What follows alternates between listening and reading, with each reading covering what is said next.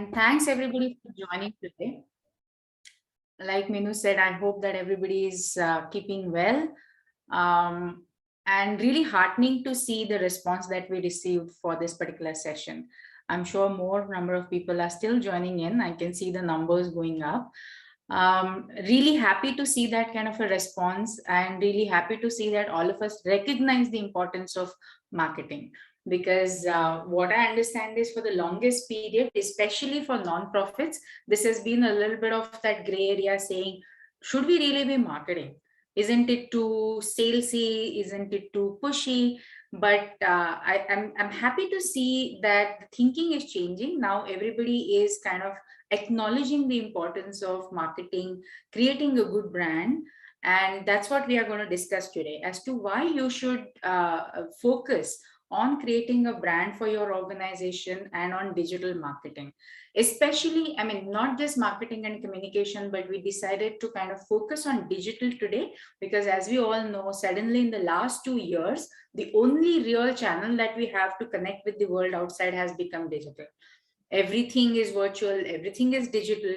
So more than ever before, I think digital has become really, really important to figure out. And that is why in today's session we thought that although marketing as such is a much more, I would say, larger and all encompassing kind of an activity, we are really going to focus a little bit more on digital, although I would like to touch upon other channels and other ways that you can talk about your organization as well. So yeah, that's a little bit about the session today and a little bit about myself before we start. Given the time that we have, I would have loved to know more about all of you as well, but given the time that we have, I think that's going to be a little bit difficult.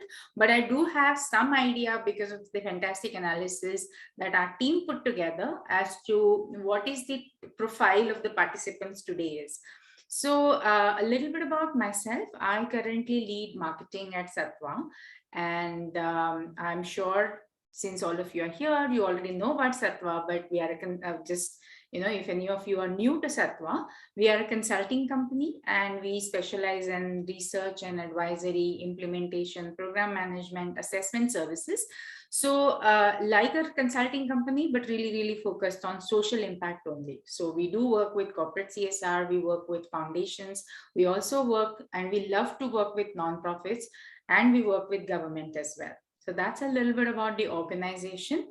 As far as our own marketing is concerned, I would say that we are quite active on LinkedIn. So I was happy to see, like I said, when I received the data analysis from the team that organized this session, to see that most of you are active on LinkedIn as well. So I think that's a great opportunity for all of us to learn from each other. And I would love to share some of the things that have worked well for us when it comes to a channel like LinkedIn, because we are primarily a B2B company, like I said, because we work with other organizations, not as much with individuals. So a lot of what we do will fall in the category of B2B marketing. Some of you may have some need for B2C, which is basically business to consumer, or basically business to individuals, business to users kind of marketing as well. But today, I think we probably are going to talk a little bit more about uh, different stakeholders, but a large part is probably going to be more applicable to other organizations. So that's a little bit about myself, the organization, Satwa Consulting, and the session today. So let's get started. So what we are planning to cover today broadly is three things: branding, second, managing your digital presence, and third, I think, is really coming from the forms that you filled up when you registered for this session. So looking at the profile of the organizations and understanding, in any case, I mean, we've been working in this sector for a really long time. Satwa has been working in this sector for 12 years. So we do understand that many of the nonprofits probably are not going to have very specialized marketing communication teams. So therefore, that third section, I'm very kind of keen, I was very keen on covering, which is how do you work with very lean teams? Some of you probably don't even have a marketing team. So how do you still create a presence for yourself with such lean teams and of course scarce resources. Because I think one thing that social sector really excels in, even compared to business world or corporate world, is really making things happen with very scarce resources. And I have very high respect for that. So planning to cover how can you work with lean teams and scarce resources and still achieve what you want to achieve with your marketing and communication goals. So that's what we are planning to cover today. I'm going to start with branding. I do think that many a times, especially small organizations, think that they probably don't need branding. Why should we think about branding when we are a small organization?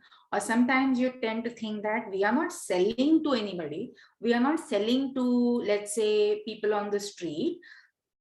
So to give you like a radically different example, if you are, let's say, soap company, let's say you are Hindustan Unilever and you want to sell soaps, then obviously you need to connect with billions of Indians, because everybody is a potential customer for you, and therefore you have to really create a big brand and spend big money on marketing.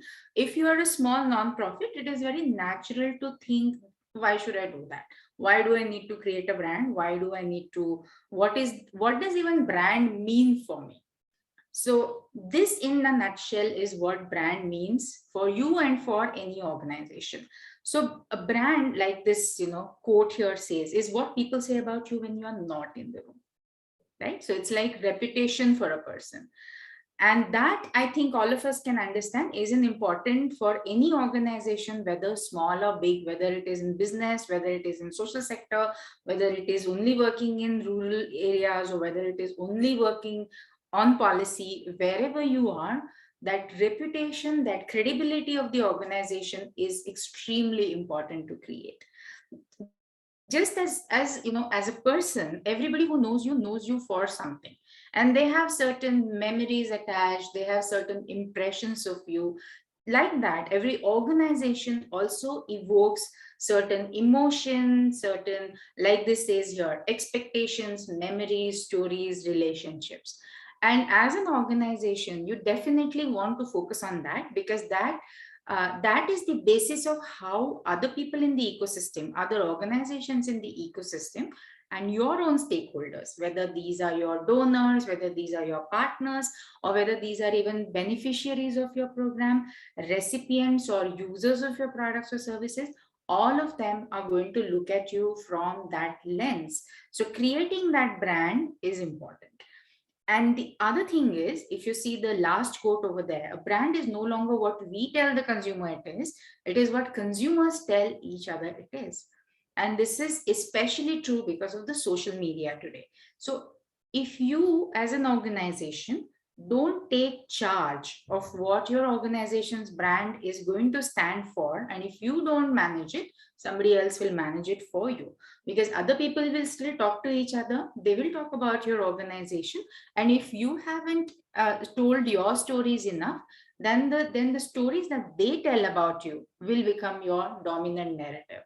So therefore it's important for, even for a small organization, big organization, mid-size, whoever, and whatever size, whatever life, whatever place in your life cycle you may be at, it's important to take charge of that brand narrative for your organization.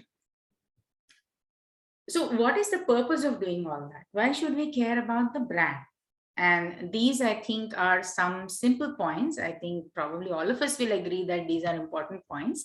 So it definitely helps you stand out if you have created a well crafted, differentiated brand and a story for yourself.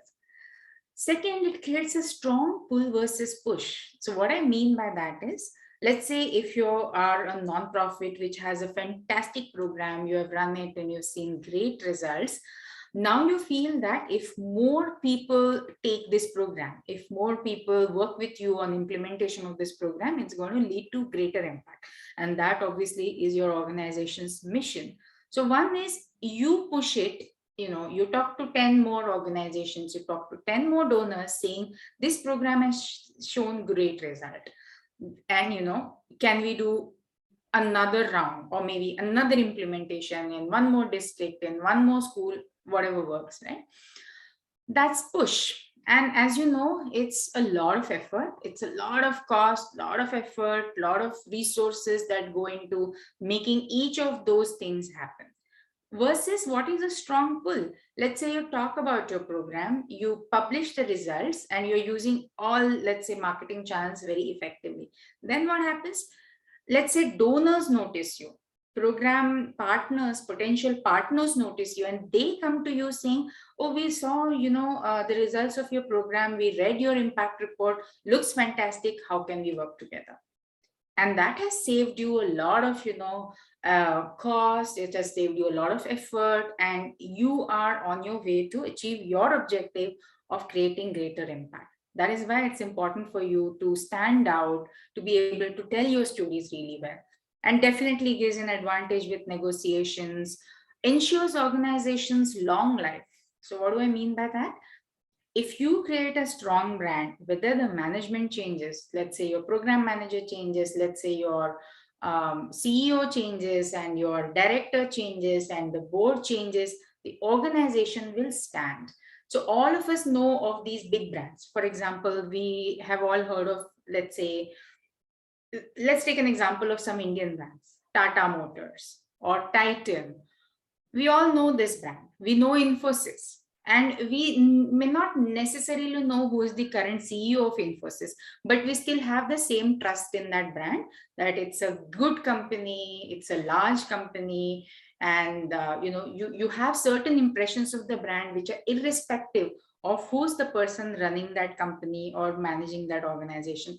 You want similar effect for your organization, where your brand stands for the organization, and that ensures long life and a coherent narrative about your organization. So all of that put together helps you achieve more for less, helps you quickly establish that credibility and trust. If you all ask yourself, in, let's say, in education sector, if I were to close my eyes and think of 3 good NGOs that work in education sector, I'm sure all of you will have some 3 names that come out very quickly. If I say 3 really good NGOs that work in healthcare, again, you will have some impression of who these NGOs are. If I say water people, whether I say organizations working in gender, everywhere you will have some 3-4 names that immediately come to your mind. And that's the power of their brand. So think about what are other, benefits, and therefore how can you go about reaping those benefits for your organization.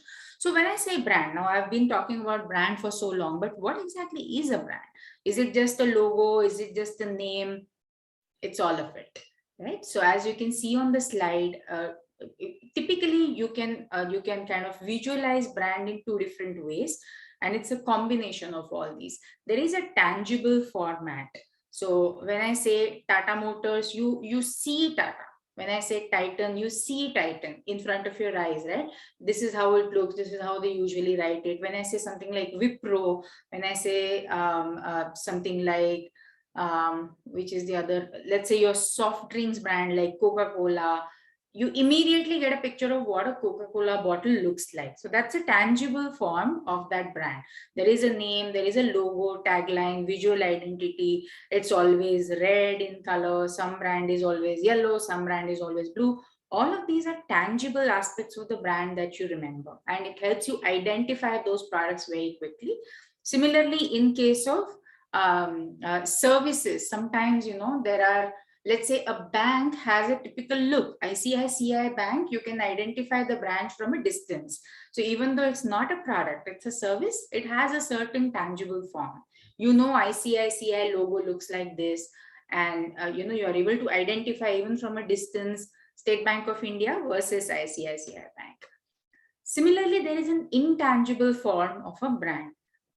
All of us typically as Indians feel very proud about what Tata Group stands for. We feel very proud of what Infosys has been for Indian IT, what Wipro has done. We feel similarly proud about some of the other companies which we have come to associate as companies having good culture, companies that invoke certain emotions. Let's say when we say some of the old steel companies like Tata Steel, there is a certain emotion. If you recall a very good advertising campaign that Tata Steel ran, um, maybe a few years ago, and I think it was a video campaign on TV where they didn't even talk about steel. They just showed various other things that people are achieving and saying Tata Steel, right? So it basically said the brand stands for integrity, for strength, and things like that.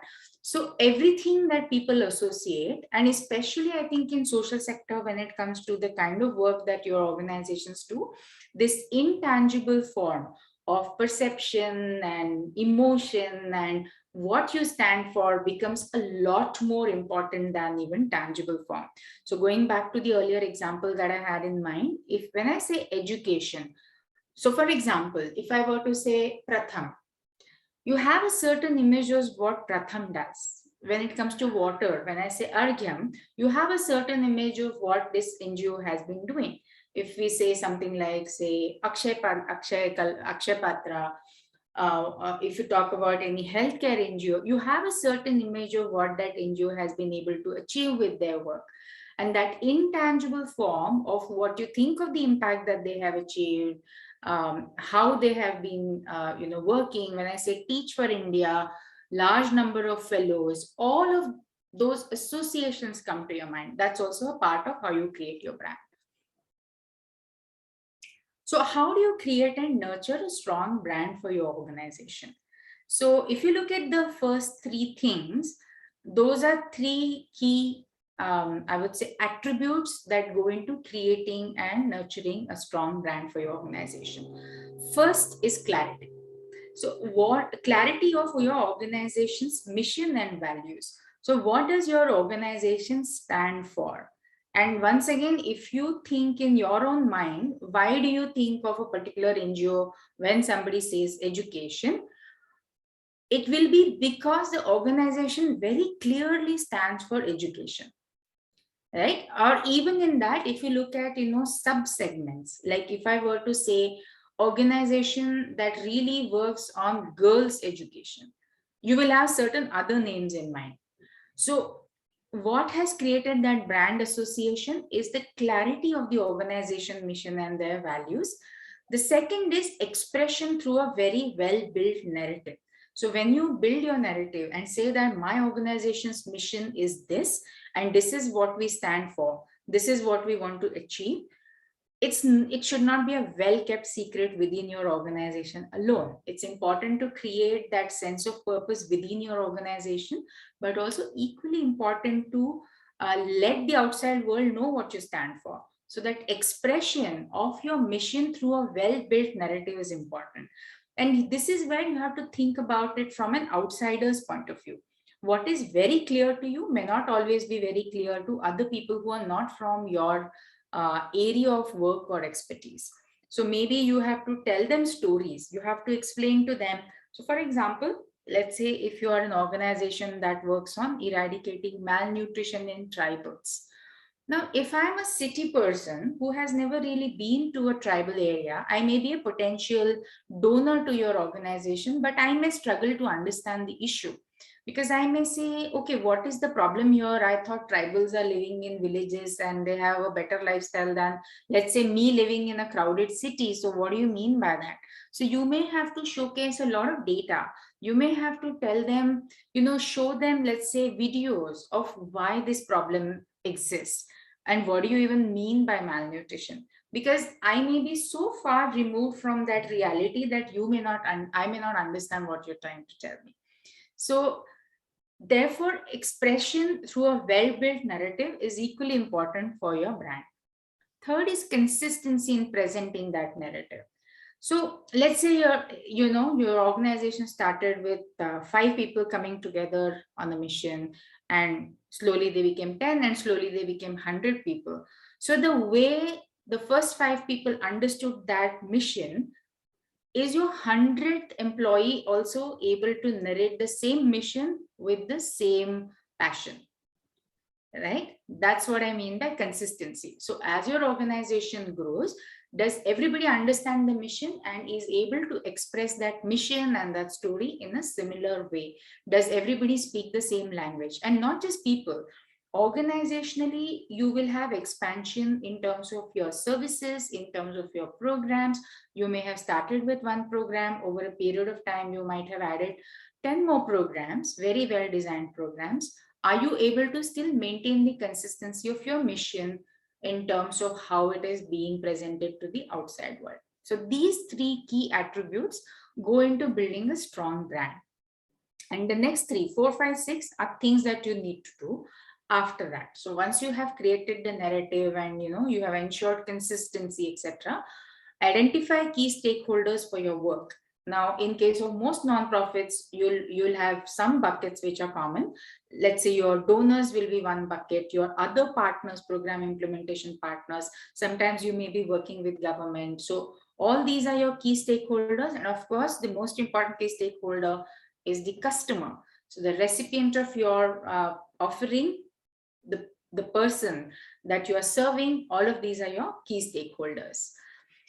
Then develop a key, stakeholder centric strategy, because everybody wants to know a different something from you. What do I mean by that? I'm going to come to a little bit more detail, and review and repeat is always, always, always the most critical part. There is no brand or there is no organization which crafted everything once and then said, now we have created a great brand, now I don't need to look at it. Never works like that.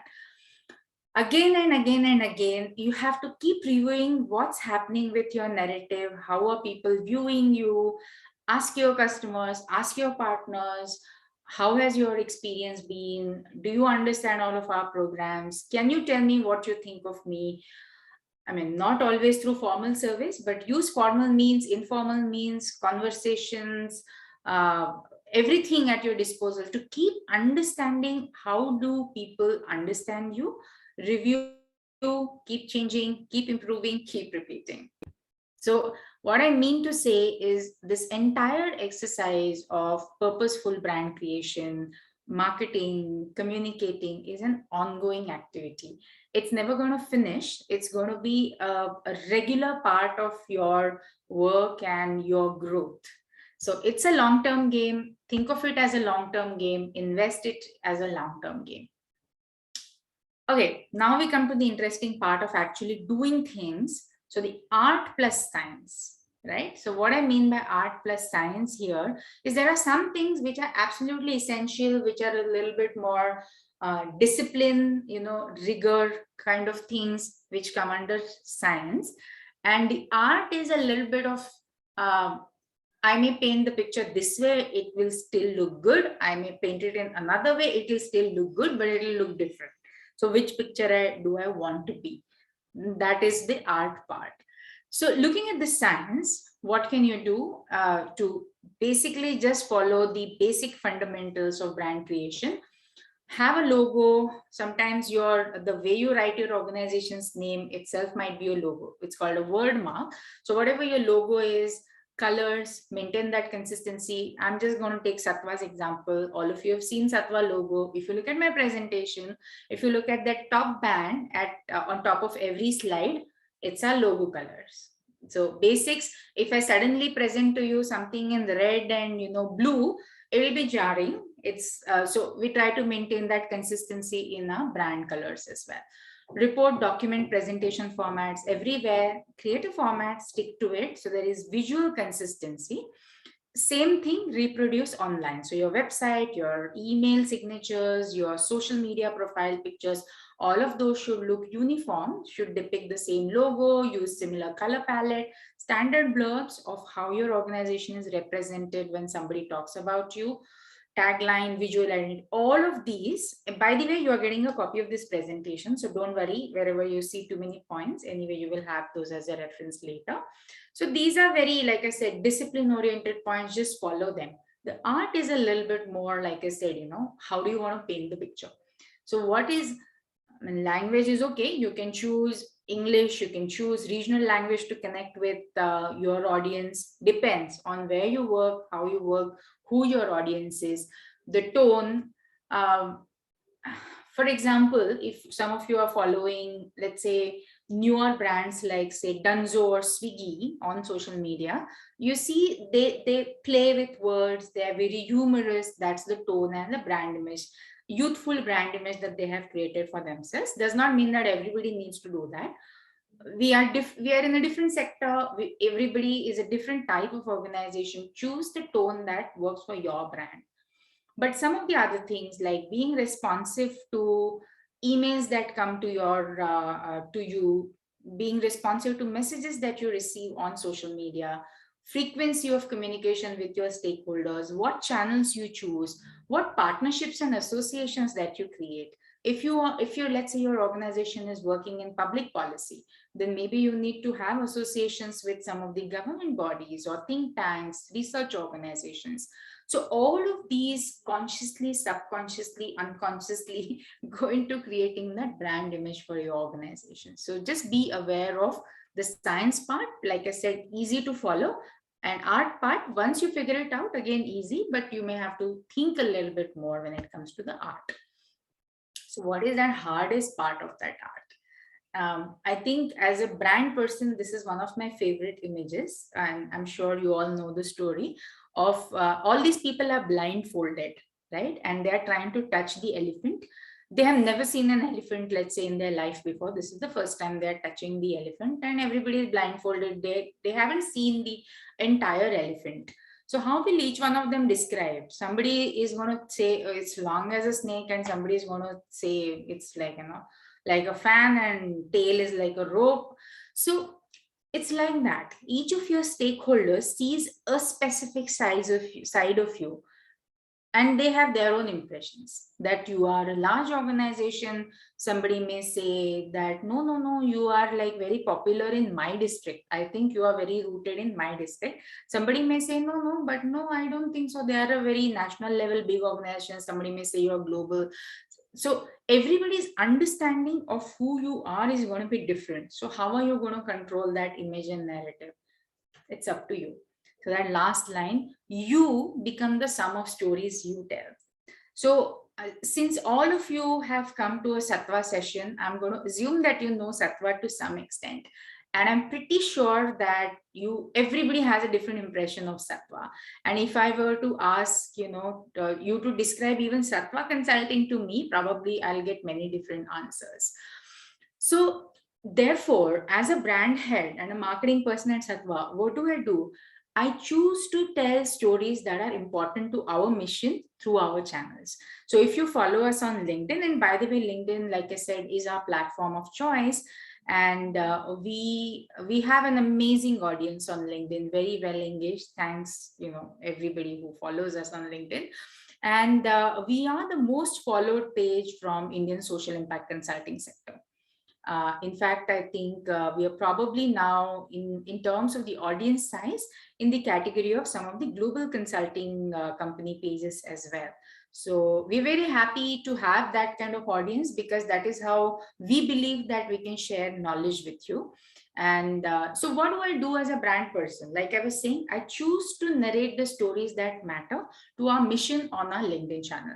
So whether it is working with different NGOs, so for example, we've been running a series called Agility in Adversity, where we feature work done by not Sattva, but by organizations like you all during COVID times. So because that's important to our mission of creating greater social impact. So we want to acknowledge the work being done by NGOs. Similarly, if let's say there is CSR law gets amended and there are now new regulations that are important to companies, we talk about that so that they get to know. FCRA regulations change, it's important to NGOs, we talk about that. So we choose to tell the stories that we feel are important to our stakeholders. So that's how you think about what is it that you want to communicate about. So overall, since we have spoken so much about brand, and I know that many times people say all that is okay, but how do I know where my brand stands?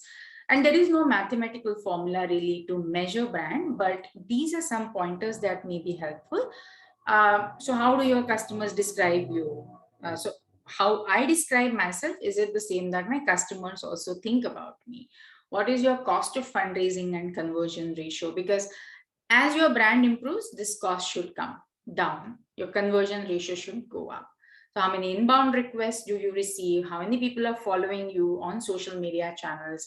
Are people quoting you? Because some of you may have organizationally the targets of something on thought leadership, because probably you're doing amazing research, probably you're collecting a lot of data. So how many times are you getting quoted? Where do they rank you among peers?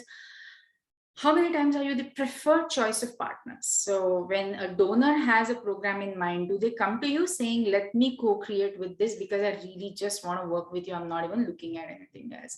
So these are some metrics that you can use to see where your brand stands. And you can even establish goals for yourself and then, kind of formulate your communication plan, your marketing brand management plan from there, saying, I'm here today. I want to go here. So what do I need to do? And that can drive your entire strategy and plan.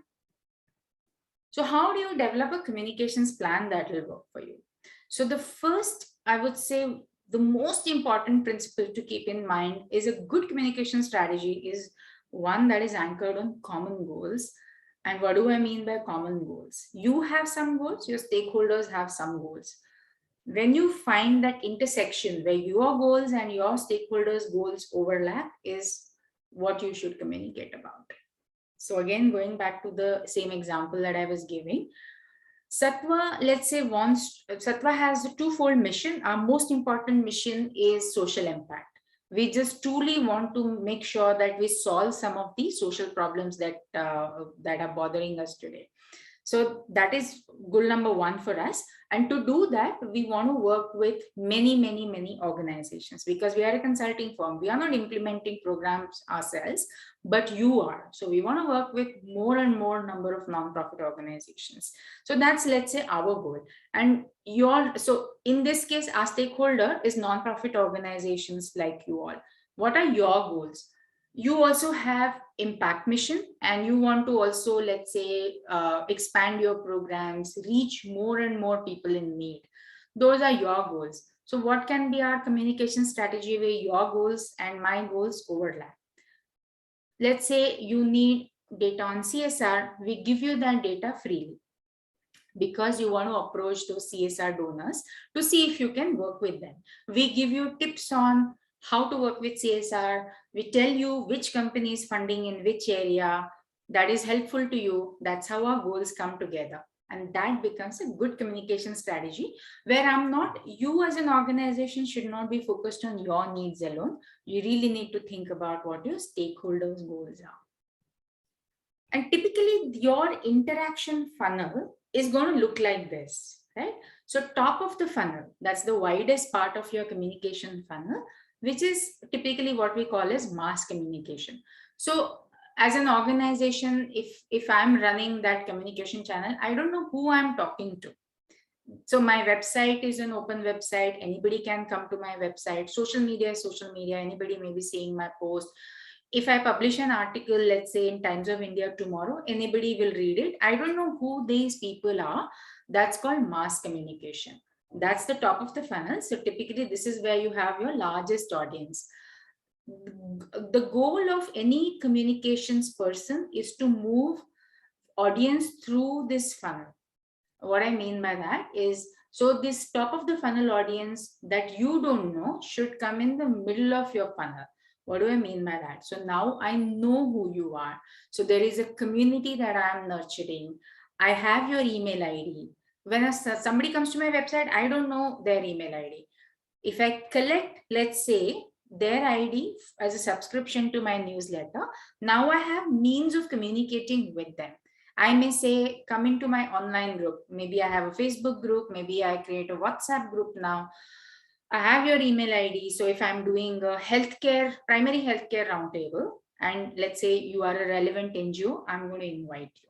That's called middle of the funnel, which is where I'm able to customize my communication. I understand a little bit more about my audience.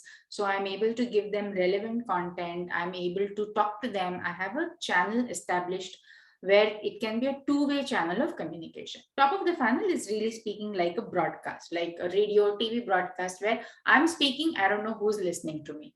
But in the middle of the funnel, I know who these people are, who my audience is. And bottom of the funnel is really where all the conversion happens. So if this was a business presentation, I would have said sales. In our context, it's not really sales, but this is where your program proposals are being discussed and you're actually closing the contract and starting with the program. So that's that bottom of the funnel. So let's say if as an NGO, let's say one of your objectives is to get to work with CSR, in your top of the funnel, because of, let's say, your LinkedIn post and let's say you publish an article in the newspaper. So let's say 1,000 CSR heads saw that. So somewhere they noticed, okay, there is this NGO that's doing some work.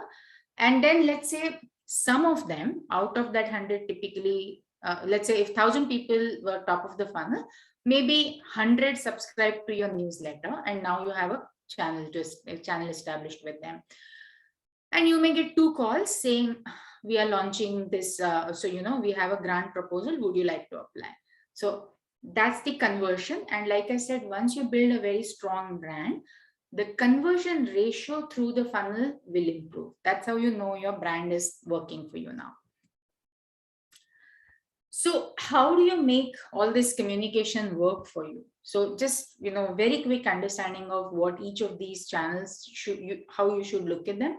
Website is definitely your long-term presence, your permanent home for information. People will Google for your name. They will land on your website. That's how they get to know you. Long-term content where you describe your organization, your mission, vision, case studies, impact that you have achieved, your annual reports, all of that is on your website. Social media, a little bit more short-term communication, good for topical announcements, saying, let's say we did an event, a new program launched, here are some pictures, this is what the program is going to achieve. Short term, because it shows up in people's social media feed, depending on which platform it is, either for 4 hours or maximum 48 hours. So it's not very easy to find later on, whereas a website is there for a really long time throughout your organization's lifetime. Email, as we all know, is a little bit more personalized communication because you already have the recipient's email ID. So you know who this person is.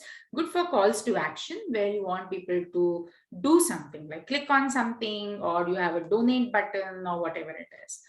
Virtual events, something that we all got used to in the last 2 years.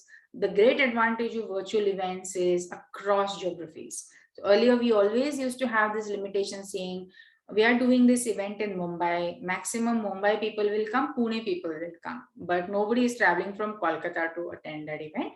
You no longer have that kind of limitation. Virtual events, I'm pretty sure today's event, I already see we have close to 187 participants.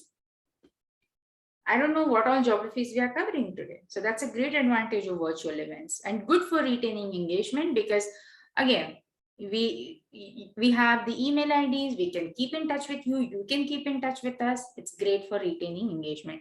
So understand what each channel's characteristics are, what the pros and cons are, and manage it like that. So now you know that website is your home online. So what should you definitely focus on? Make it search friendly.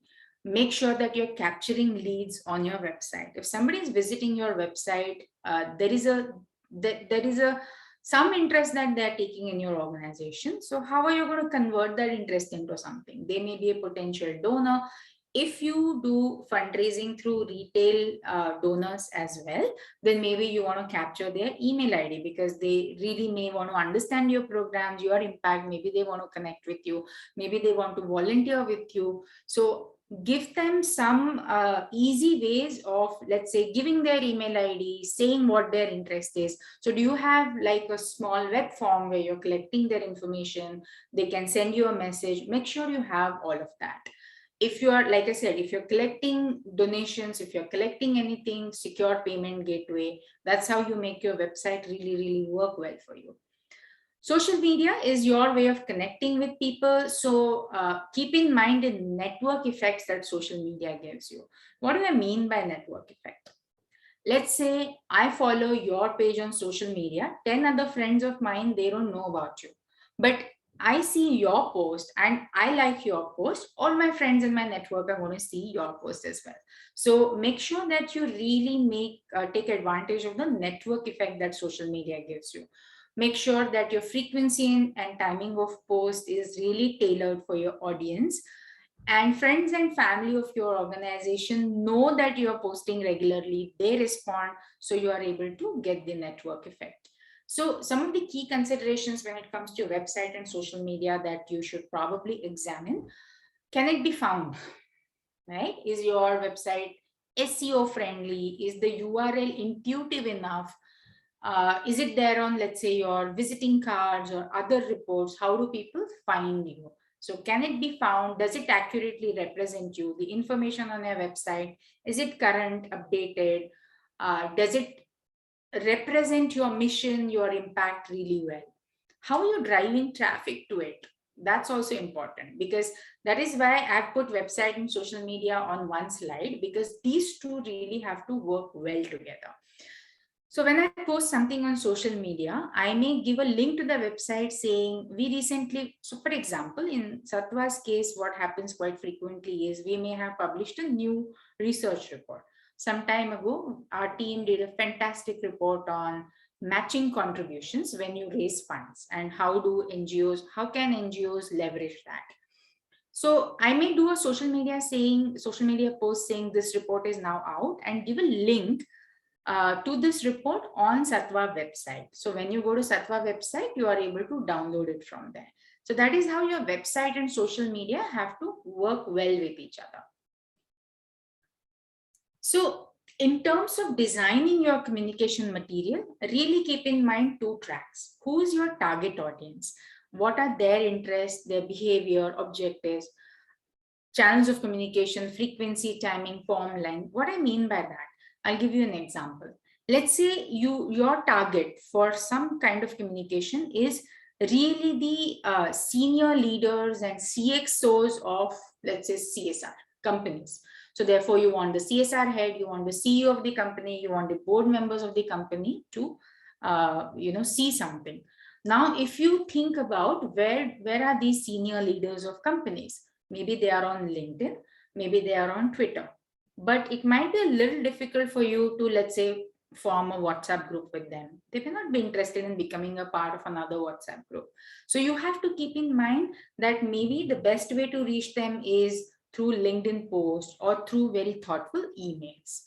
Versus, let's say you are running a retail fundraising campaign and therefore retail donors are your target audience, then maybe you really need to do a social media blast. And that may be on Facebook, that may be on Instagram, because very visual medium, right? So you have to think about what your target audience is and then come up with communication format. So what is that second track? That's the communication, the format, length, narrative consistency, call to action, frequency, and timing again. So similarly, now that format, if you're writing to CEO of a company, maybe a concise email with giving some impact numbers and saying you want to have a discussion might be useful. But if it is retail donors, and let's say you're partnering with, say, Milap or Keto and running a campaign, maybe a short video might be better, because that has to be very broadly reaching out to millions of people who are probably scrolling through their Facebook feed or through their Instagram, and this video needs to come to their attention, and you want to drive that traffic to your website, maybe to your fundraising campaign page. So think about, therefore, what the behavior of your target audience is, and therefore what kind of communication format will work with them. Again, the same thing with frequency and timing. Probably you cannot really send one message a day to a CEO of a company, right? But to some of you, let's say you created a curated group of volunteers, maybe they want to hear every day what's happening, right? So think about who you are communicating with, and therefore what the frequency and the format should be.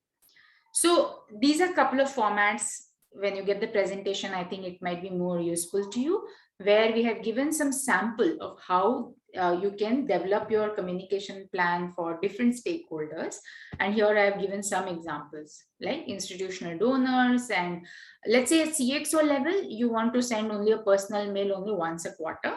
But if it is a grant manager, maybe they want to know a lot more detail and maybe they want an email every month. Individual donors, you don't even have their email IDs probably, so you're reaching out to them via social media. So think about who they are and therefore what should be your format and frequency. So this is just an illustrative example. Using this, you can develop a similar plan for yourself. And then comes that consolidation of your plan into an actual action plan. Here is an example again. So maybe what you want to do is every day a social media post, and you may say that my channels are going to be LinkedIn and Twitter. And as general audience, these are the performance metrics I track, such as reach, engagement, number of followers, and even decide who's going to do it. So who is going to be in charge of this particular channel. Similarly, you may want to send weekly reports via email to partner organizations, and the in charge of this communication may be a different person. Similarly, every month I may want to send out a newsletter, let's say to all of my stakeholders. So I have a mass email list, and I can use a mass email tool such as say MailChimp or Sendinblue. There are so many of them now. Similarly, every quarter, I may want to do a donor update via email. And again, I want to send it, let's say, only to donors, not a very big list, general mailing list. I may bring out an annual impact report every year. And these may be my channels, website, social media, etc., etc.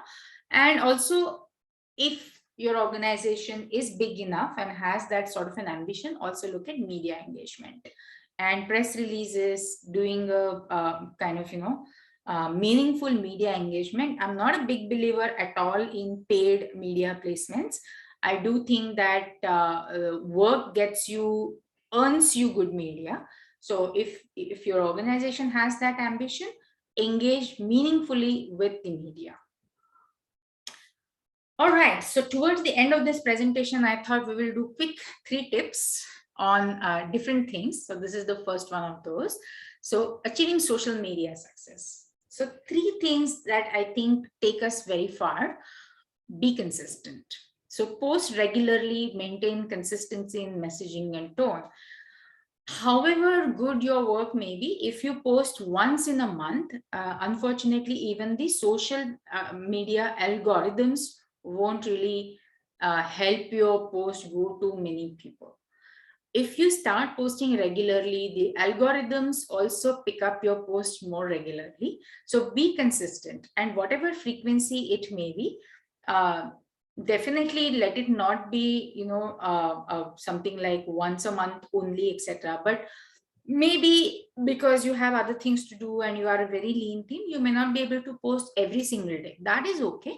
But let's say if you say that I'll post twice a week, post twice a week. If you say 3 days a week, 4 days a week, whatever it is, definitely post, maintain that consistency. For example, on Satwa, usually we post every day in the morning, right? So, and we have gotten feedback from people where they have said every day when they open LinkedIn, usually they see a Satwa post first. And that is where you want to be, so that people start noticing your content. Second is be social. I mean, social media is called social media for a reason. And I think many times we tend to forget that, right? We tend to forget to be social. So what I mean by that is use relevant hashtags, one, so that discovery becomes easier, but also tag relevant people and organizations. Let's say you have co-hosted an event with another organization. When you post about it, definitely tag them. Tag your speakers, tag some of the other people, let's say influencers who probably want to promote your organization. Talk to them, ask them if you can tag them. And second, respond and interact. Let's say you are a healthcare NGO and there is a discussion going on, not with you, but let's say 2 other NGOs that also work in that space, or maybe even with a donor, maybe with somebody else, but which is very relevant to the work that you're doing. You can jump in and participate in that discussion on social media, because like I said, social media is meant to be social. It is an open platform. So make sure that you participate in meaningful interactions with other organizations and other handles on social media. Third, be helpful. I think this is one thing that I have found to be very helpful as well. So when as an organization's handle, when you share your authentic experiences and knowledge and not push your own agenda at all times, it really works for you. I think all of us spend so much time on social media. It's just important for us to be not spamming each other. So therefore, sharing authentic experiences and knowledge. In Sattva's case, we do a lot of research. We invest in a lot of research and data insights on our own. I mean, that's in addition to what we do for our clients. And we are more than happy always to share these insights on our social media. And I have heard, even from college students sometimes saying that they follow Sattva social media because they get so much of easy material for their college assignments. But that's something I like to hear, because I'm very happy to hear that people find this data useful, people find these insights useful, and they are able to share those forward. So be a handle like that sometimes. It's not about pushing our own agenda at all times. It's about just being good to each other, being helpful to each other on social media, because we all work in this sector. We share common commitment to social impact. So if it is useful insights, let's just share that. So when you take that approach, I think it reflects in your brand values as well. All right. So coming to that other part that I spoke about, which is when you are a very lean team, or maybe you don't even have a separate marketing team, how do you work? How do you make all this happen? 3 tips for that: crowdsource content from within the organization, the marketing team, because many a times it's not about just the aesthetics of your post. I know that we place a lot of importance as marketing people on how the graphic looks and how the poster looks. Agreed, it is important, but many a times what I have also seen is good content, irrespective of aesthetics, will work well. So when you crowdsource content from within the organization, let's say your field teams, which are actually going on the field and doing some fantastic work, and they may even have an insightful snippet of conversation that they had, let's say with one tribal woman. And if you are able to post that on your social media, you will see great traction. It may not look good in terms of graphic design, it may not have the best of the vocabulary, but the insight will sparkle. So crowdsource content from within the organization, especially if you are a small grassroots level organization with no marketing team, post what you know best. You can even post in other languages other than English. If you're working in Bihar, you can post in your language, because more people will connect with it better. So that's the second point. Do more of what works for your stakeholders. Do not worry about the standard rule books of what to do on social media, what to do on the website, video we should do more of. Generic knowledge is okay, but contextual knowledge always wins over generic knowledge. So look at your stakeholders. What do they want? What is of interest to them? Because at the end of the day, you want to work with them. For example, at Sattva, we are not very worried about general public knowing us. It's okay if they don't know brand Sattva, but what we do care about is you all knowing us, because we want to work with non-profit organizations. We want to work with multilaterals. We want to work with other foundations that are also looking to create impact, because our mission is to connect the dots and bring your programs together with what, let's say, the funders are looking for. So we care about what will work for you, what will work for donors. So therefore we may talk about CSR in great detail, because our stakeholders are interested in that. General public may not be interested. That's okay. So look at what your stakeholders are interested in, do more of that. And third, partner and collaborate. I think that, again, when you are a lean team, really, really works well. So let's say your partners have published some research, published an article, or have done a podcast.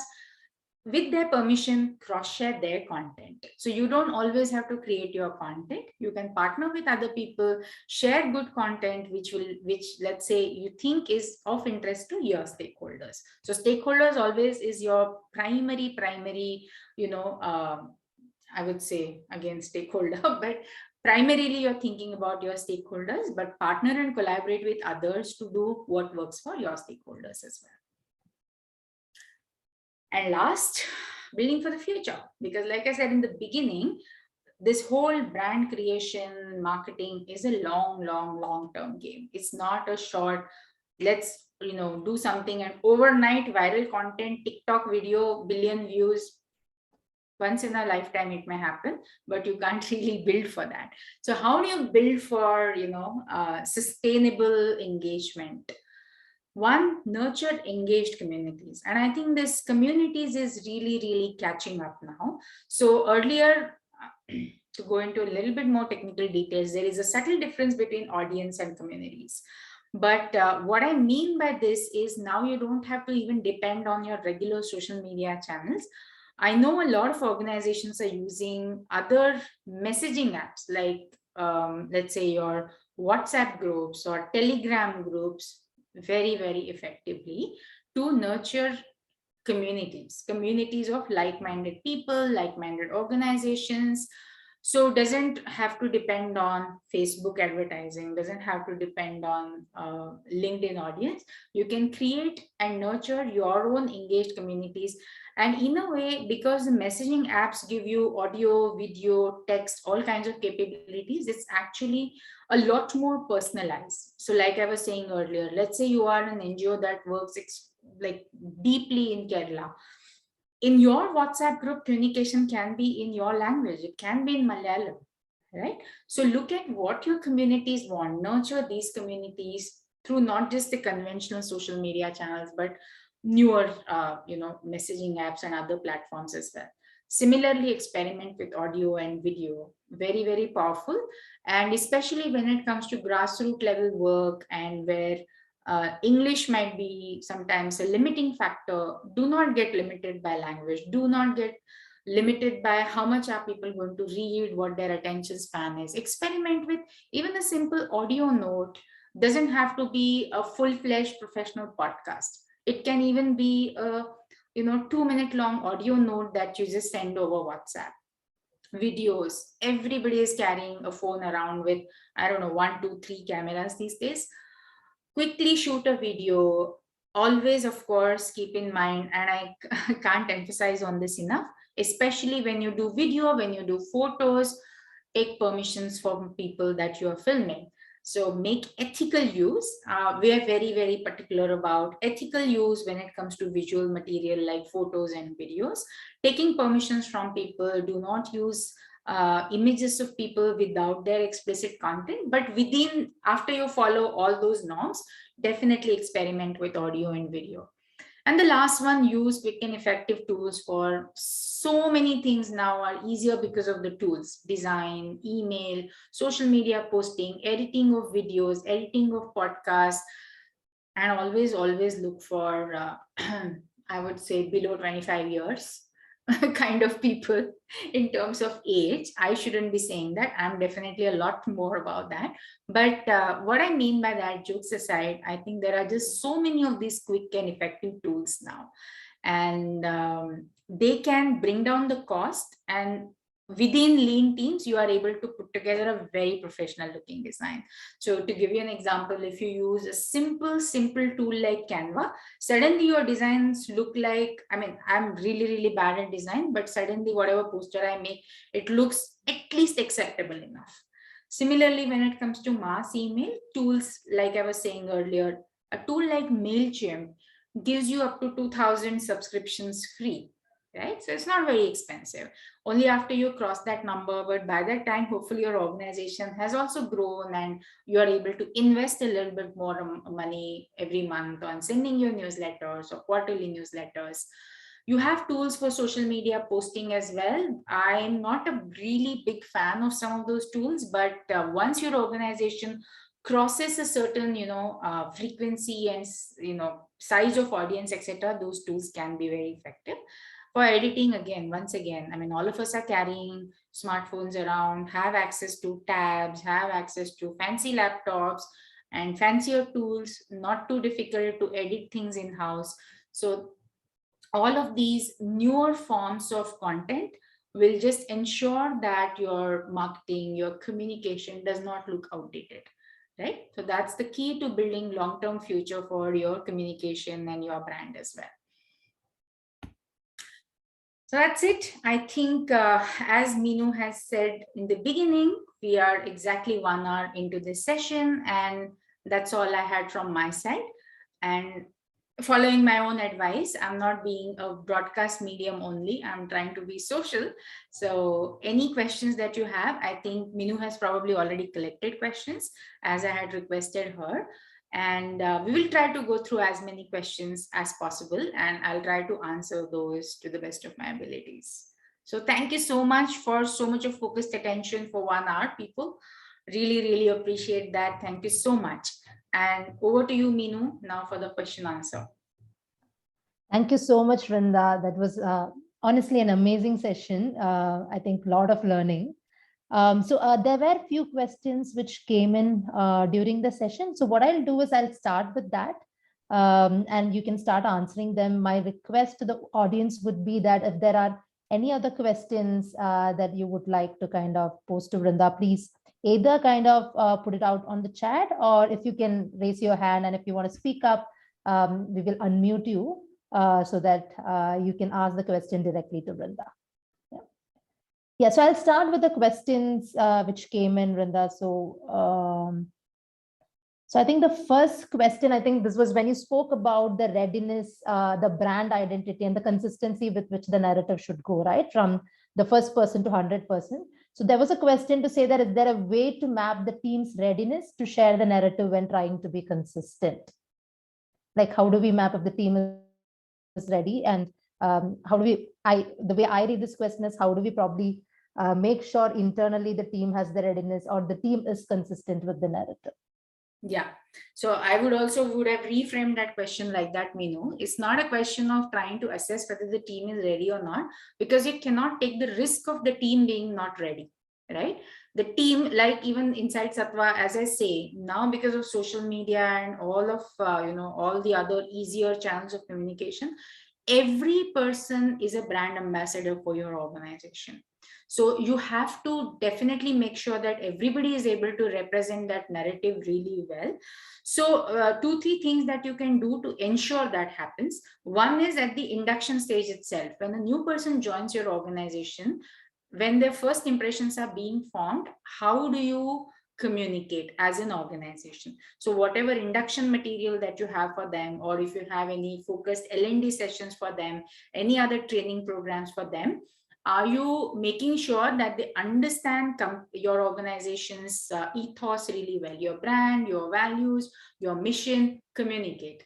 The second is over communicate.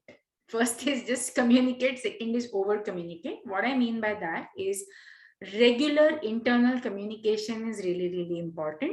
So whether it's your people team in-house or whoever is handling that function, maybe even once a quarter, sort of an internal communication saying what's happening around the organization, what programs are going on, what impact have we achieved, and once again kind of reinforcing the mission of the organization, so that when they are talking to outsiders, they are at least giving a quarterly updated information, saying our programs are right now running in, say, 30 districts or 100 districts. It shouldn't be that now you're running in 100 districts and somebody says we are running in 3 districts, right?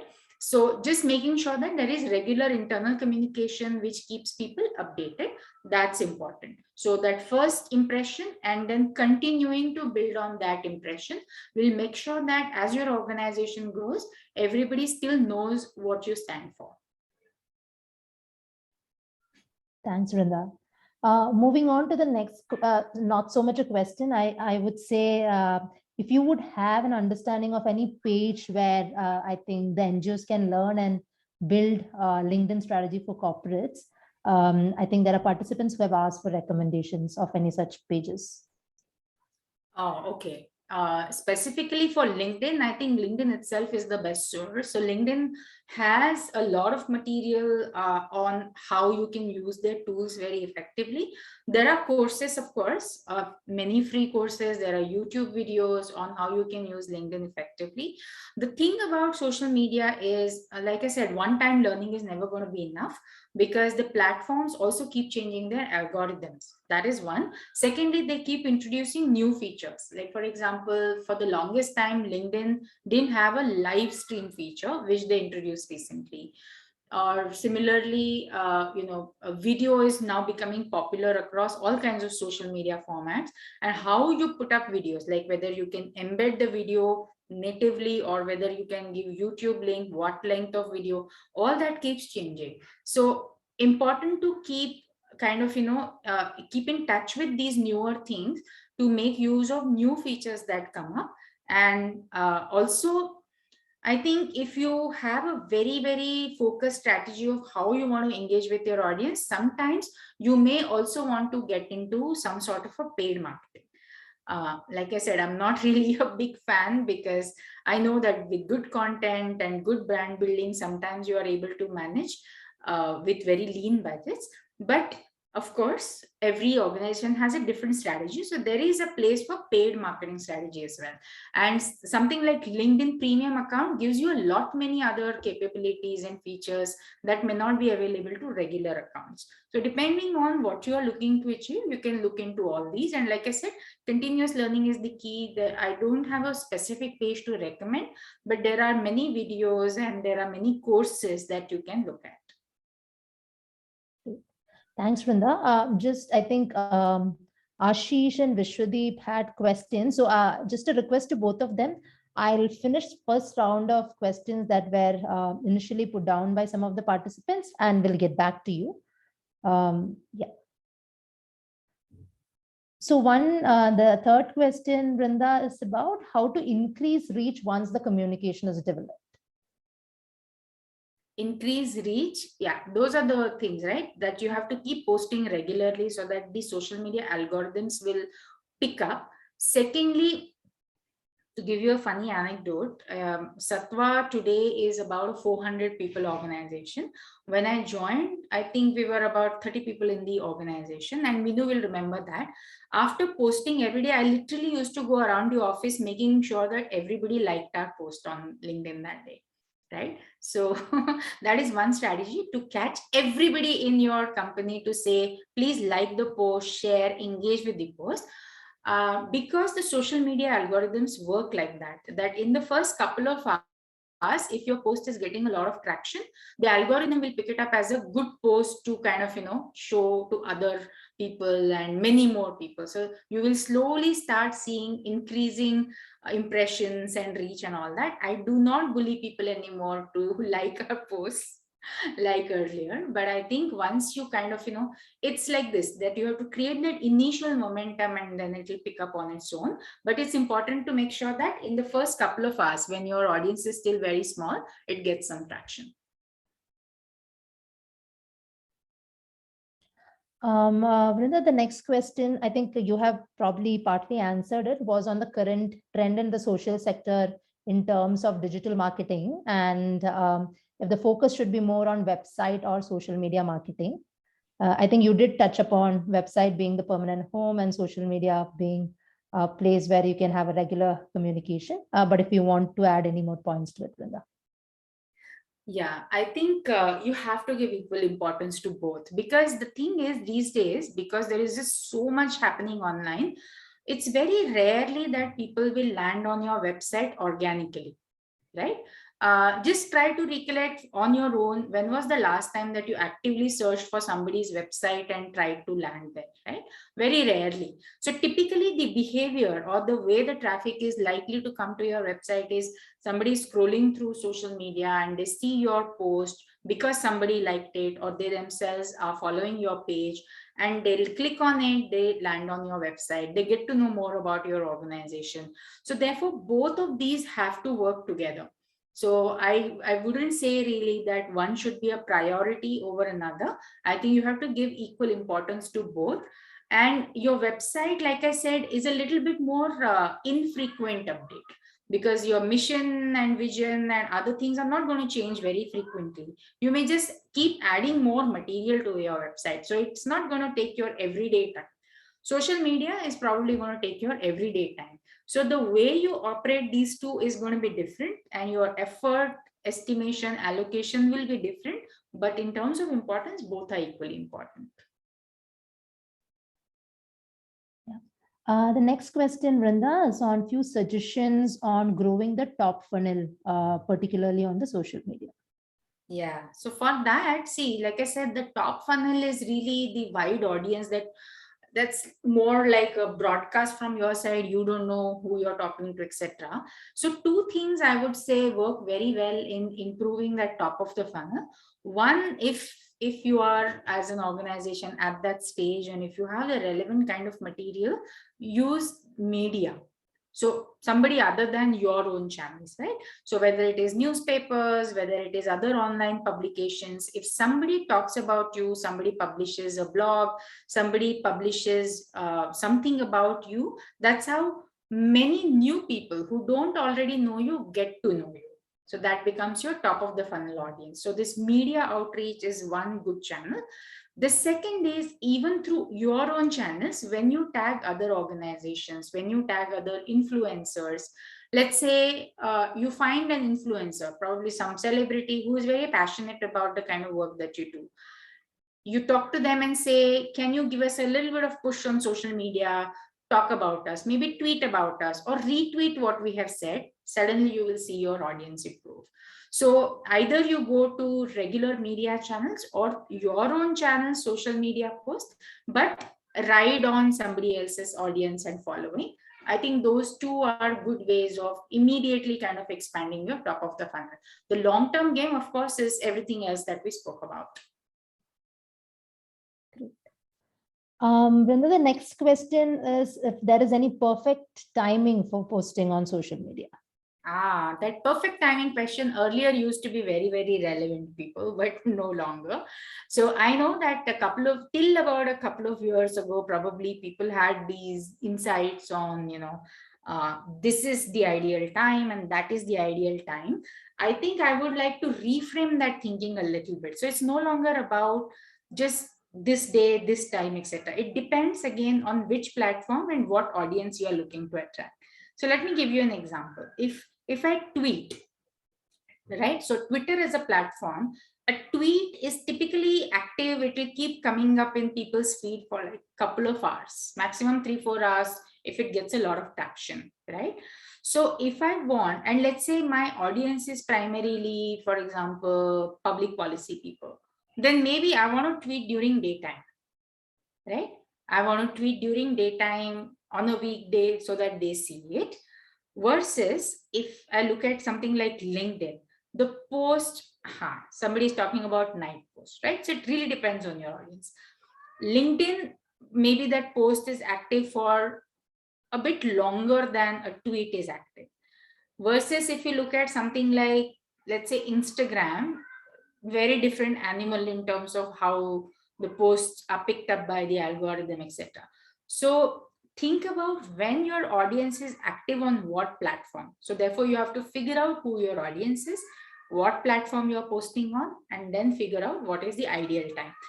Like I said, giving my own example, because Sattva is a B2B company and our audience is primarily businesses, organizations, etc. Our LinkedIn postings are all on weekdays because we know nobody's checking LinkedIn on Sundays, but you may be checking your Instagram on Sundays.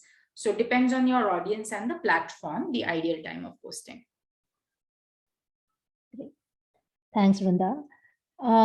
There is a question on how any suggestions for creating engaging content with for remote communities. So whoever posted a question, when you say remote communities, are you trying to say these are, let's say, people in remote areas, or are you saying these are just virtual communities? Okay, anyway, so whatever it is, engage, again, going back to the basics and fundamentals of anything, engaging content is what engages your community. So a little bit of experimentation to see what works for them.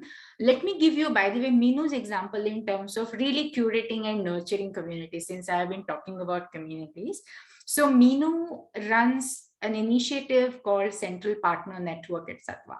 Like I said, one of our missions or objectives at Sattva is to work with non-profits, because we really feel that non-profits are the vehicle of change in our country. So whatever impact that we want to achieve, it's important for us to make sure that we work with all of you.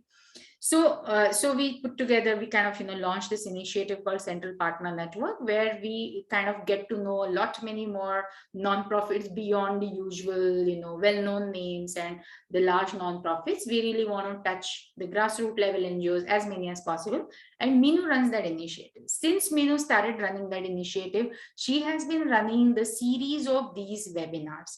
So, she kind of figured out what the community wanted. She has been running surveys, talking to so many people, talking to so many of you, collecting forms every time. That is how slowly she and the team have figured out what is it that you all need. And that is why we are able to bring to you sessions which are of interest to you. So for example, for this particular session, all we did was, I think, some promotion through our social media channels like LinkedIn. And I was very glad to see around 200 of you join today. So that's the power of understanding your audience, understanding what the community wants, and creating content. So how to create engaging content, I think, will come from the audience that you want to engage with. Just ask them and listen to them. Thanks, Vrinda, and really appreciate that example. And just adding on to what Vrinda said, right? I think really looking forward to engaging with each one of you.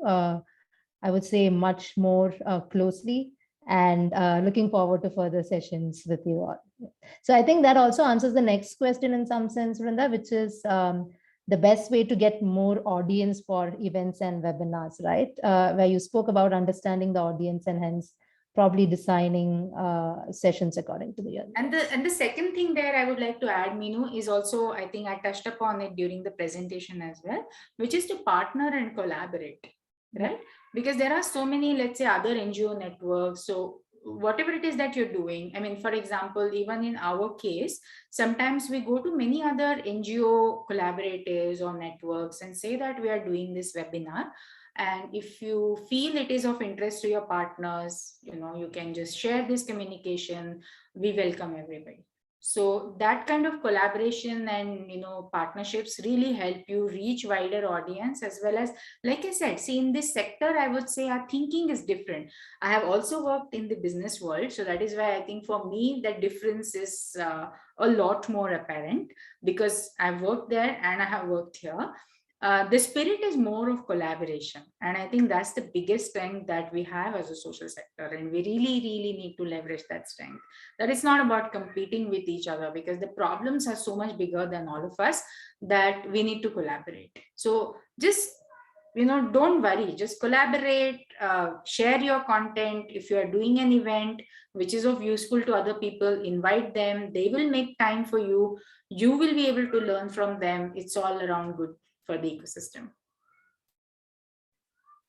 Vrinda, the next question about how can organizations balance between local and global communication, right? Where you're also focusing on reaching out to some of the global players and global stakeholders. Sure. So once again, I think creating curated communities, curated communication is really important. I think I had touched briefly upon creating stakeholder-specific communications plan. So your global audience may be interested in different things. Typically, what I have seen with in my interaction with global organizations, let's say organizations or foundations based outside India, but who have some interest in understanding India, you have to probably share a lot more knowledge with them, helping them understand India, helping them understand what issues we are tackling. India's scale of problems is very different from anything else in the world, right? I mean, we have around 18% of world's population. And one of the favorite data points that I never tire of quoting, all of you know about our public distribution system, right? PDS, the ration shop where people go with ration card and they get free grain. That PDS system feeds 10% of the world's population. That is the scale that we talk about in India, which is unprecedented, unmatched outside of India. So for the global audience, they first need to understand a lot of that. So sharing this kind of knowledge, information with them, and of course, their level of communication, sometimes the aesthetics, the standards that they will expect in your communication collateral, make sure that you try to match up to it as much as possible, because that helps establishing your brand as a credible brand, knowledgeable brand. When it comes to going deeper when connecting with, let's say, local organizations, grassroots level organizations, again, look at what their needs are. They don't want, let's say, some, overall gyan on national figures. Maybe they want to know what's happening in my district in Chhattisgarh. Try to share that knowledge with them. Try to interact with them in their language. Again, going back to Meenu's example, she has been running CSR compliance webinars in Kannada, Oriya, I don't know what other languages she has planned for now, but that's fantastic, right? So you are trying to understand the needs of your audience and communicating with them to fulfill their needs. So whether it is global or local, the needs will be different, but the principle for you remains the same. Then the next question is on NGO who is catering to multiple sectors. How do they focus on building brand? I think the statement was that if it's just one sector, probably it's much more easier to kind of create a brand around it than when focusing on multiple sectors. No, I understand. Definitely, it is a tougher problem when you're working across multiple different sectors. But typically, what will happen is there will still be some common thread that you have as an organization, right? So it may be multiple different sectors, but maybe geography is a common theme, because we have also seen organizations, let's say, that look at holistic development, but in a particular geography. So they are very focused on one state or particular districts. For example, organizations that work in aspirational districts, and they may be looking at multiple different sectors. So they look at education also, water and sanitation also, livelihoods, financial inclusion also, but the common factor may be aspirational district. So similarly, working across different sectors, but if you have another common thread, then you can kind of, make that a foundation of your brand building and narrative. Yeah, I'll just maybe take two more questions. I know there were a lot of discussions around the Google ad grants, but I believe there were a lot of responses also. So would you want to kind of take that up, or would we park that for now? There are two other questions that I wanted to kind of bring up before we move to some of the participants who wanted to kind of speak up. Sure.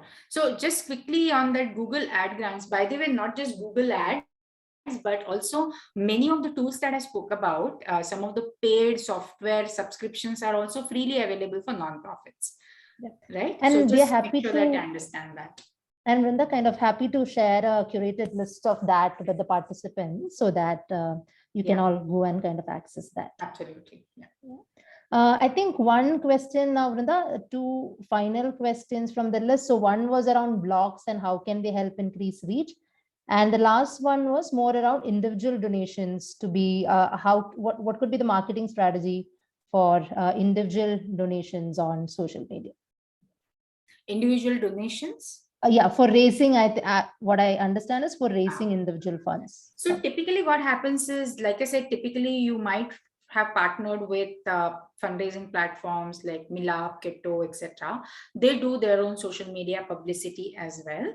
But you may have to, and just be mindful of the cost involved, because even whether you work with those platforms and they have their own fee, if you're not working with any of the fundraising platforms and trying to do fundraising using only your social media channels, if your audience is not very large, then you may have to still kind of invest in some paid marketing, because Facebook algorithm, unfortunately, I guess all of us have probably experienced that. If you're running your Facebook pages for your organization, the organic reach these days is very poor, very limited. So if you want to reach larger audience, you may have to do some paid marketing. But having said that, it is still much more, I would say, affordable than other conventional forms of advertising. So if you are doing retail fundraising using your social media, and if you don't have a large enough audience, you may just have to set aside some paid advertising budget for that as well. That does work. And if you are able to segment, and if you are able to do very precise targeting for your ads, you will see good results there as well. Minu, I think I did not get the previous, or I missed the. That was around blogs, Vrinda, blogs. Blogs. What was the question around blogs? How can blogs help in increasing the reach? Again, blog, treat them as a fantastic medium of sharing your knowledge and insights. Right. So, for example, if you're a grassroots level NGO, and if you write about, let's say, on ground situation, especially, for example, during COVID lockdown, I think all of us were struggling to understand what exactly is the situation, ground situation, let's say in remote areas, in villages, because travel was banned. Nobody could travel to do a survey. So anything that came from partners who are already present on the ground was most welcome, as a piece of authentic information, knowledge. So treat blogs as your means of sharing your experiences, sharing your knowledge with the rest of the ecosystem. And like I said, post your blog on your website, do a social media post that will drive traffic to your website and to that particular blog. Thanks, Vrinda. So like I mentioned, maybe we'll go to the participants quickly. And there are two interesting questions also actually on the chat. Sure. But let's see if we can kind of take it. Ashish, I believe you had some questions. I think you can probably unmute yourself and ask the question. Hello? Yeah, I can hear you. Hi. So I have a very specific question. Just wanted to learn that initially we had a LinkedIn page associated with in terms of a person for the organization, but currently we have moved to for a company page. And I wanted to learn how can we drive traffic from there to our this new page, and how can we leverage these new tools like polling and everything. So if you can just get me some idea, or you can help. Okay. So you have migrated to another page. I think on your old page, you should definitely do a post saying that you have migrated to this new page, giving a link to that page, and requesting all your previous followers to follow you on the new page instead. But how would you generate new traffic to new traffic again is going to be a long game, Ashish, because everything that we spoke about, which is do regular posts, do posts that are of interest to your audience or people that you want to attract, tag other organizations, other people. Everybody in your organization initially should start sharing your post. Everybody from senior leaders in your organization to every employee, everybody can share, so their network gets to know, and use other channels, like maybe if you have WhatsApp communities or other volunteers. I don't know what your organization works in, but you'll have to kind of make sure that you activate all of those channels to follow your page. Okay, thank you. Yeah. Abhijit, I think you can ask the next question. Sure. Just a second. I'm sorry. I know it's already 5:30, almost 5:30. So we'll take maybe 5 or 10 minutes more so that we can cover the questions and then wrap. Yeah, Abhijit, go ahead.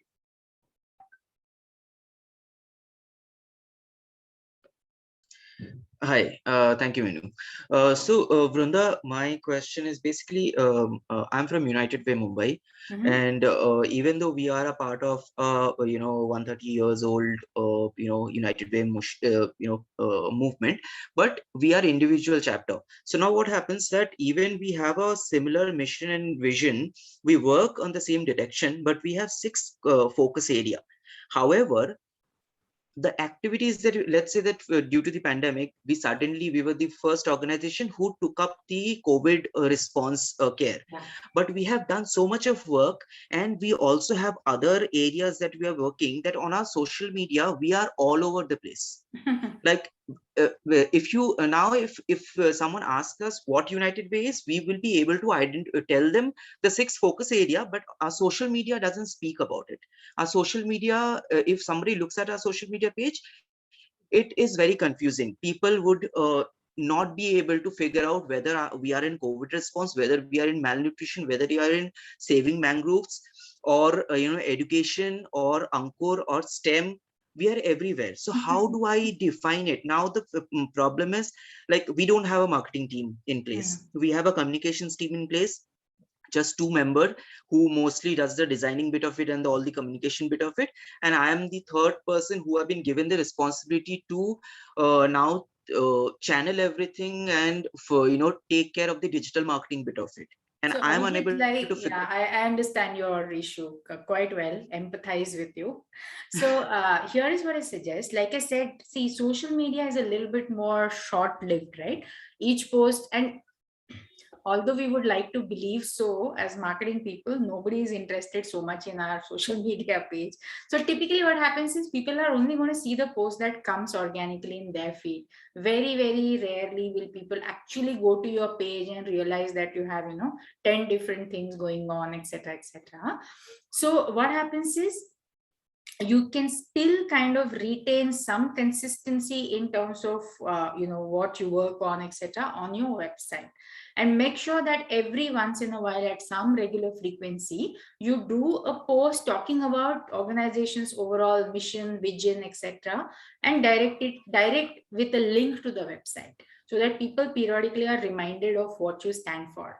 And make sure that all of your these short-term programs or out of necessity kind of programs, you kind of bring in that nuance in your communication, that because of the need right now, we are working on COVID relief, for example, we also have a long-term program that focuses on STEM education. So it's all about weaving that communication well, and like I said, using your website very effectively to make sure that people also understand what you stand for as an organization in the long term. Social media is very, very short-lived. Sure. Okay. Thank you so much, Vrinda. Ashish, you can go next. Yeah, thank you. Thanks, Minu and Vrinda, for a very nice presentation. Actually, I have one query: how to approach for Google ad, free ad? What is the way? So I think there is a link online where you can apply, and you have to kind of, provide enough evidence that you are a non-profit organization. And they assess that. So there is a backend engine where they assess, and in fact, we had an interesting project with Google Grants a while ago, where they wanted to provide credits to organizations working on COVID relief. So Google is quite open to it.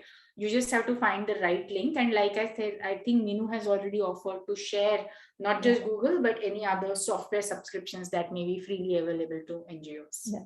And Vrinda, actually, I was also part of the project on the Google Ad grants. So happy to share further details, Ashish, offline. Thank you. Thank you, Minu. Yeah. Thanks, Vrinda. Great. Thank you.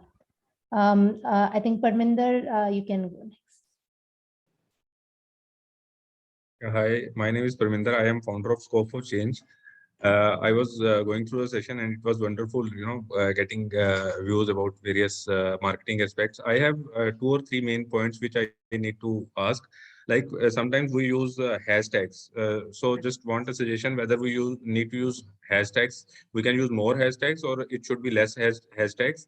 And second, once we promote a direct video, it is more effective rather than promoting a link of Facebook or maybe of our blog website, like the way you mentioned that we should focus on our blog, promoting link of that blog. But then that is not there are not much views on that if we are promoting a link. And is there should be any gap between the post? How much effective gap is required between posts if we are doing on company page or a non-profit page? These are the main 3 questions. Yeah, all good questions, Parminder. So in terms of the gap between the two posts, it's very important, because if you just do 2 posts within 1 hour, then 1 post will not get any traction. So it depends, again, it differs from platform to platform, because tweets you can do a lot more frequently. So even if you tweet something, let's say within an hour, your tweets are still likely to get response if you have good audience on Twitter. But something like LinkedIn, typically in my experience, more than 2 posts in a day, and even with that, you should definitely have at least about 6 to 8 hours, I would say, between 2 different posts on LinkedIn. but tweets you can do much more frequently. So that's as far as your last question was concerned. Secondly, videos, definitely native embedded videos in any of these platforms do better than the links. Blogs, I understand what you're saying, but once you build a good audience that is likely to click on your links, especially if they are your own website's link, you will slowly start seeing you'll see the traction pick up even for the links. But if you post, other media, third party, some other website link, sometimes I do understand that the traction is a bit low. But that's just how the algorithms are built, because they don't want to give free, traffic to especially news sites. So we can't do anything much about it. Sorry, I think you had another question in the beginning. I missed your first question, Parminder. It was related to hashtag. Hashtags. Again, hashtags, I think on something like Instagram, more number of hashtags can be used and they work. But on something like LinkedIn, which is a lot more business to business networking platform, too many hashtags just looks a little unprofessional. So I would advise on LinkedIn, probably use as few hashtags as possible and very relevant hashtags. So not more than 3 to 5 in a post, but on something like Instagram, probably you can use a little bit more. Thanks, Vrinda. Vrinda, there are just 2 questions on the chat, which I'll kind of take up and then we'll wrap the session. I thought this was interesting. So one is on how to grab attention or communicate to village people who have limited access to internet and devices. Yeah. And second one is on can we post data from other reports relating to the work that we are doing by quoting reference of that particular report? Yeah, on the second question, definitely, as long as you give due credits to the researchers or the authors of the report, I think definitely you can quote. And they love being quoted, by the way. So please go ahead. Researchers want their research to be quoted, as long as, like I said, you give them credit. So no issue there. And on the first one, where people have limited access to digital devices and internet, let's not forget that offline communication channels also exist. Like I said, in this session particularly, because we decided to kind of focus on digital, I think everything that we spoke about was digital, but that's really not the entire world of marketing. And like I said, your audience really is the key. So if your audience does not have digital access, there is no point in spending a lot of resources and time and effort on trying to reach them through digital channels. You have to figure out other ways. Maybe like, doing in-person meetings, or even doing other things like pamphlets or posters, depending on what the use case is. Let's not forget those are also useful and meaningful. Digital is not really the entire world, although right now we are very digital focused and digital heavy, but other channels we should not forget. And I think there is also a lot of mobile based IVRs and communication and so on, which has come up. Yeah. Which I think has gone a long way in terms of reaching and engaging with communities on the ground. So happy to, what we'll also do is kind of reach out to you all and also get your inputs on what could be the other areas where you would like to hear more from us. And we'll also see if we can kind of design sessions which are very specific to those requirements. Okay, so we are wrapping up the session for today. Thank you, Vrinda, so much for this wonderful session and answering all the questions. And thanks for everybody who participated in the session. It was really, like Vrinda said, it was really encouraging to see almost 400 people registering and 200 people participating in the session. And look forward for your feedback as well as inputs on what else can we do sessions on, what would be interesting for you. So we'll reach out to all of you on that. Thank you so much. Thank you, everybody. Thanks, Minu and the team for organizing this so well. And thanks to all of you for attending today. And like Minu said, we are always here. Stay in touch with us again through LinkedIn and through, we also have an email ID on our website. We are pretty responsive. So you can write to us, you can connect with us, you can follow us on social media, whatever works best for you. But stay in touch. Thank you very much, everyone.